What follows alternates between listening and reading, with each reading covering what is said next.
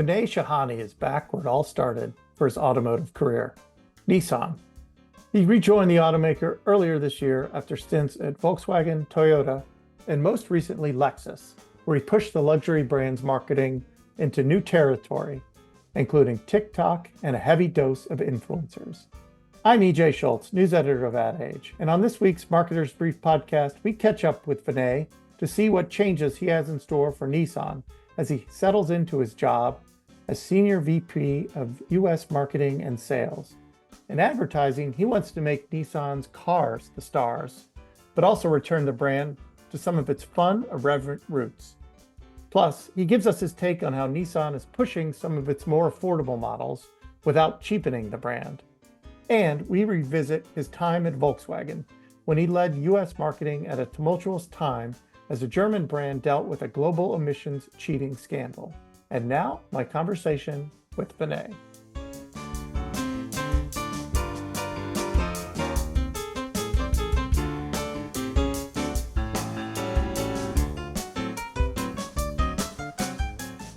Hi, Vinay. Welcome to the Marketer's Brief podcast.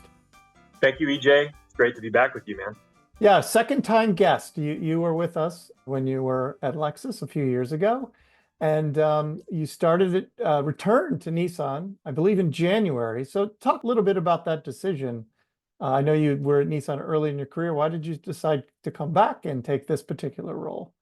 Well, it's a long story. I would say the best way to put it was, I had a great experience at Toyota and Lexus. Really wasn't looking to leave until I met Jeremy Papin, who was the chairman of the Americas region, and he called me and we just started a dialogue of what could it look like if I were to come back. No surprise to you, as you mentioned, I'm a bit of a boomerang. Came back to Nissan. I really spent many of my formative years in the industry, working at Nissan years ago. I've always had an affinity for the brand. I think part of what excited me about coming back was the opportunity to help really build the brand into a stronger Nissan here in the US for both Nissan and Infiniti, frankly. But not only having marketing responsibility, but also sales responsibility, as well as after sales responsibility and dealer network development responsibility. So certainly the opportunity to grow my scope and come back to a company and a group of people that I've worked with very closely and have a lot of respect for. You mentioned building a stronger Nissan. From a marketing branding perspective, what do you think needs to be done, or what are your top priorities right now? Yeah, it's a great question. I think just based on the research that I've been doing with my team, I think we have an opportunity to really crystallize who we are and appeal to more consumers here in the United States. I think, if you were to look at the purchase funnel, I think you would see that we don't have an issue with awareness, but we do have some issues with familiarity of the lineup. And I think when you think about the consumers who we're trying to appeal to, there are certain few aspects that I think are really important for us to articulate. Number one, this notion of product excellence. We have a number of vehicles across numerous segments. We're a full line manufacturer, and I don't think enough people know that. We have trucks, we have small sedans, we have SUVs, we have a wide variety of powertrain options, whether it's internal combustion or battery electric vehicles. You may have read about the ARC, which is our next midterm plan that we're currently in, where, in a few short years, 78% of the lineup will be completely refreshed. We'll be adding new powertrain options like hybrid, which we call e-Power, as well as plug-in hybrid electric vehicles. So I think there's an opportunity to really start seeding that story, appealing to people who are looking for not one size fits all in the sense of powertrain diversity, in the sense of expression of individuality, having a vehicle that reflects who they are. And then really from a customer journey perspective, I think we have a lot of great things to offer, a lot of different lifestyle options with respect to the products and the life stage that you're in. Looking at the customer experience specifically, we have a technology platform called Nissan at Home, which is really trying to take friction out of the process and allow a consumer to easily buy a vehicle from wherever they are. So I think these are really cool things that we need to tell the story about. but also remind everyone the foundation is quality, durable, reliable, safe mobility. That's really what we have to offer. So when you're telling that story, are you shifting the tone of Nissan in your advertising? Are we going to start to see a different look and feel for Nissan, or is it more incremental, more gradual? Yeah, that's a really good question. I spoke to dealers when I first came back about why did I join Nissan the first time? This was back in 2000, late 2003. And one of the things that I loved about Nissan was it was edgy, it was a little irreverent, it was a fun brand. And I feel like we lost a little bit of that over time. And I think, a recent example of a campaign that I think is reflective of where we're trying to go is the Pathfinder Rock Creek spot and campaign that just ran in the month of June and July. But it really speaks to the product in a way. The car is definitely the star. It's not overly focused on a particular story, other than a bit of relatability between what we call a little bit of a wink between two different people in the spot. But it's very, I think, fun and a little bit of a nod to who we were. The kind of the Nissan personality that you saw in the early 2000s, where the thrill of the ride comes to life in a cool way. And I think, once you see the spot, I think you'll know what I'm talking about. But I think with that, we were able to show people in a very short period of time that we have the ability to really appeal to people in a fun and irreverent and cool way. And I think the Pathfinder Rock Creek edition is a great addition to the lineup, but it also can serve as a halo for the brand by virtue of the way that the product comes to life. And I think that's the key for us, is to really show and build that familiarity of the lineup and build the love for the lineup amongst the consumers that are out there looking for a great vehicle to meet their needs.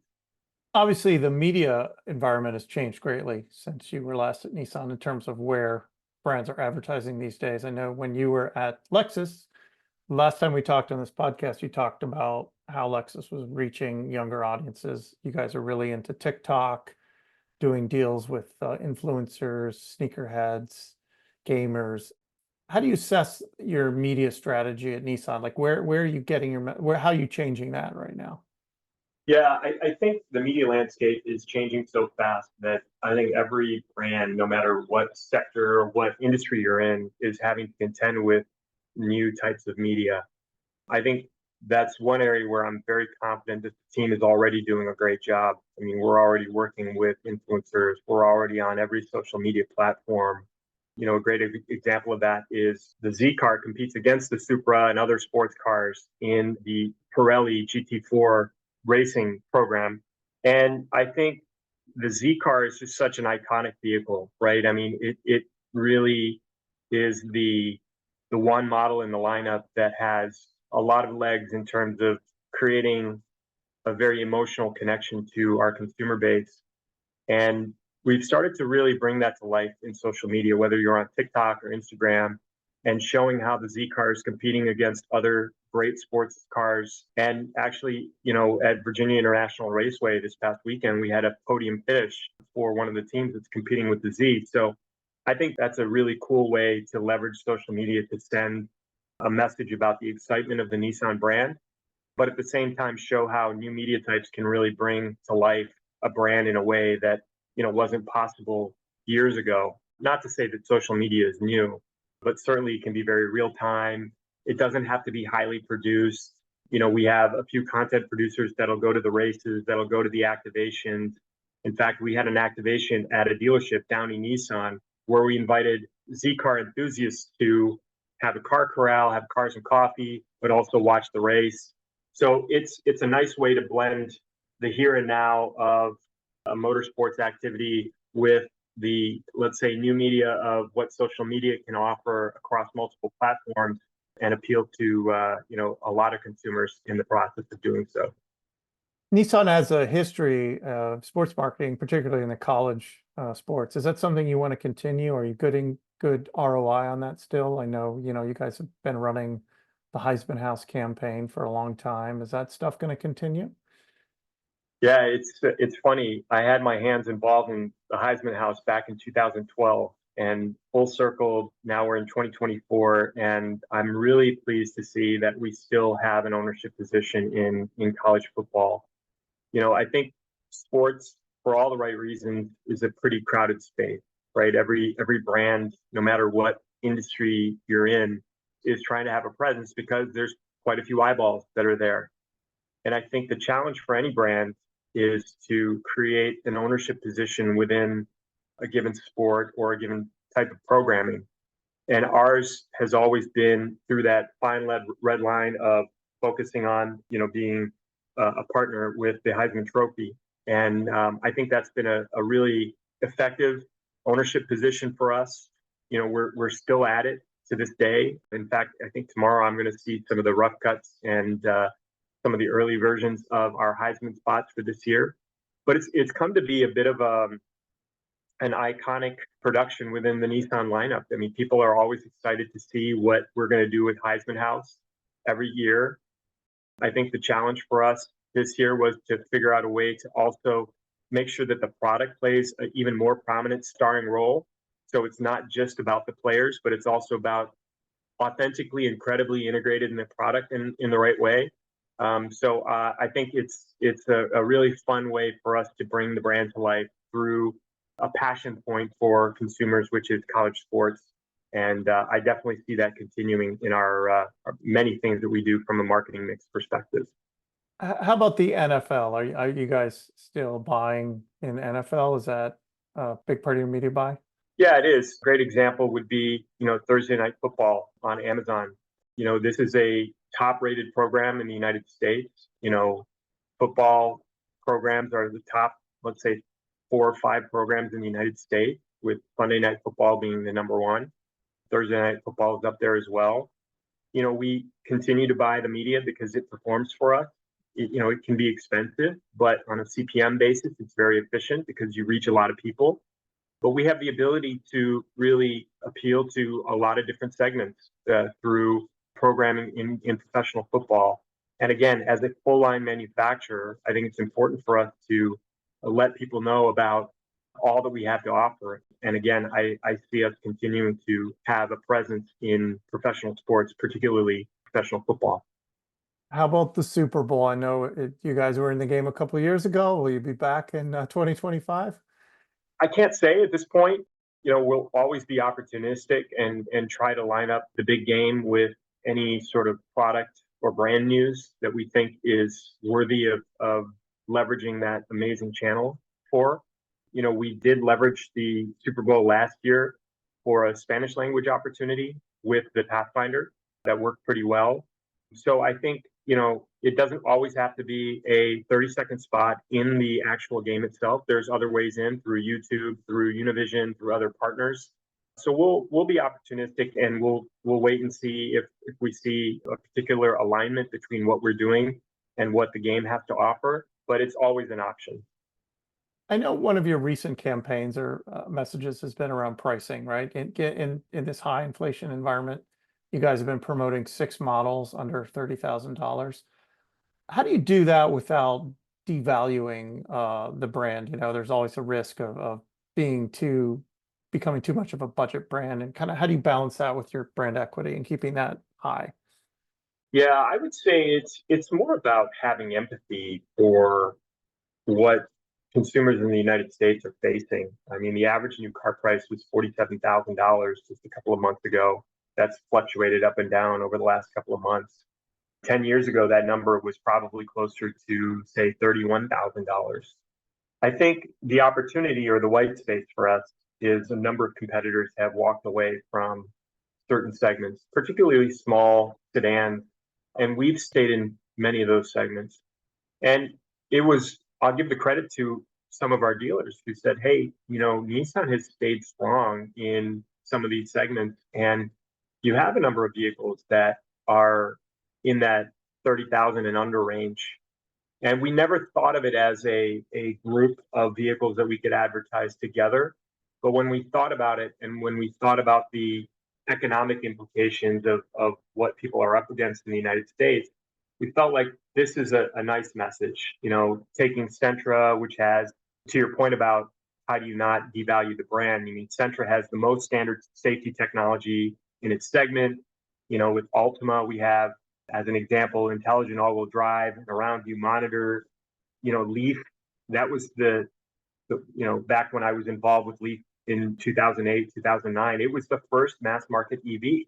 We sort of democratized electric mobility back in the day. So you have this instant acceleration, really good range, great things to say about Leaf in this campaign.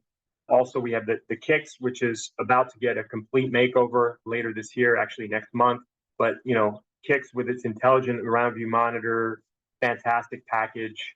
And of course, Rogue, our best-selling vehicle, now celebrates Google built-in, has best-in-class gas fuel economy. So each of these models, I think, have a really important role to play in the lineup. And it's not necessarily about showing that we're the cheapest, because in some cases, they're not the cheapest in their segment.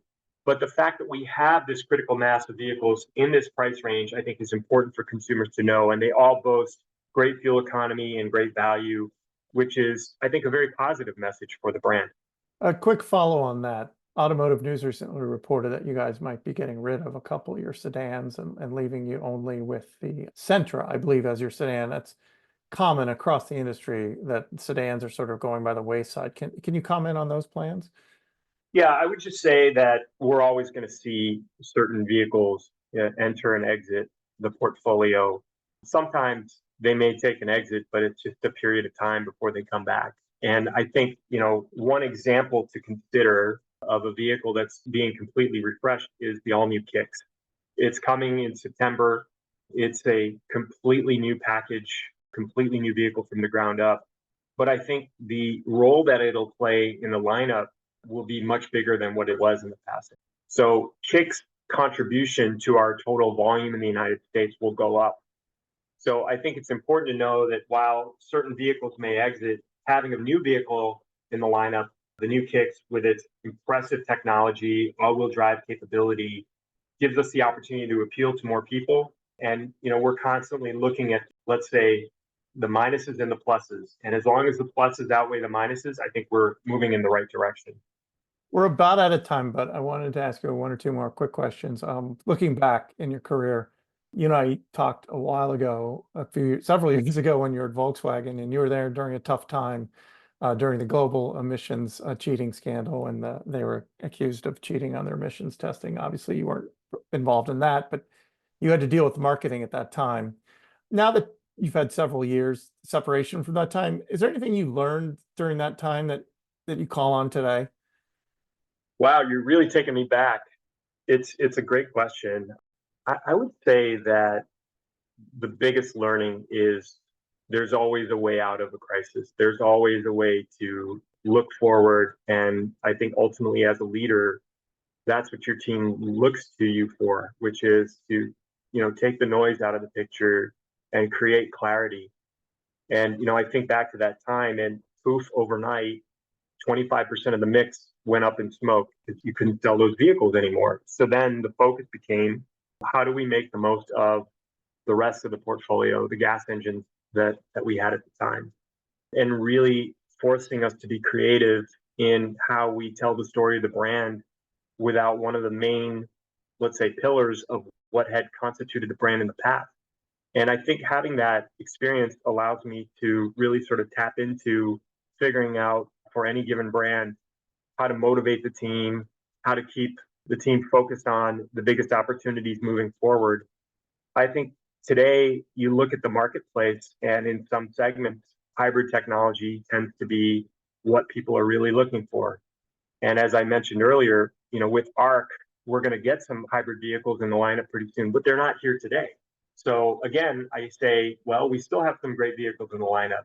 Rogue, as an example, competes in a segment where there's a number of options that consumers could go for that have hybrid technology. But Rogue is a great vehicle. It's got great best-in-class gas engine fuel economy.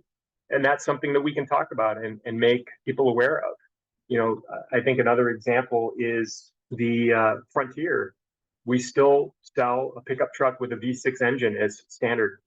And I think consumers really appreciate that in a world where downsized displacement engines are becoming a bigger and bigger thing. There is definitely a market for people who want tried and true technology. And we can leverage those types of things when we have the clarity to say, okay, this is where the market is going, but these are where we have some advantages. So let's play those up. So I would say that's probably one of the biggest learnings that's still a foundation for me as we traverse through this industry, which is full of challenges, whether they're supply chain challenges or their interest rates going up to higher levels than people have ever seen before.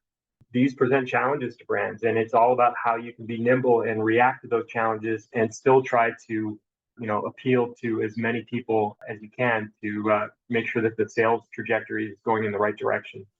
Okay, Vinay, we'll have to leave it there. Thank you again for your time today.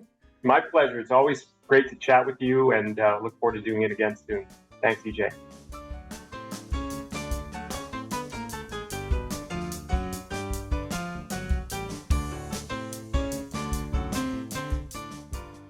That was Vinay Shahani, Senior Vice President, U.S. Marketing and Sales at Nissan Americas. My name's EJ Schultz, News Editor at Ad Age. I want to thank our producer, Oren Chiardio, and invite everyone to subscribe to this podcast on your favorite channel. We'll catch you next time. Marketers Brief listeners get $40 off an adage.com subscription. Sharpen your marketing edge and visit adage.com/brief for your discount.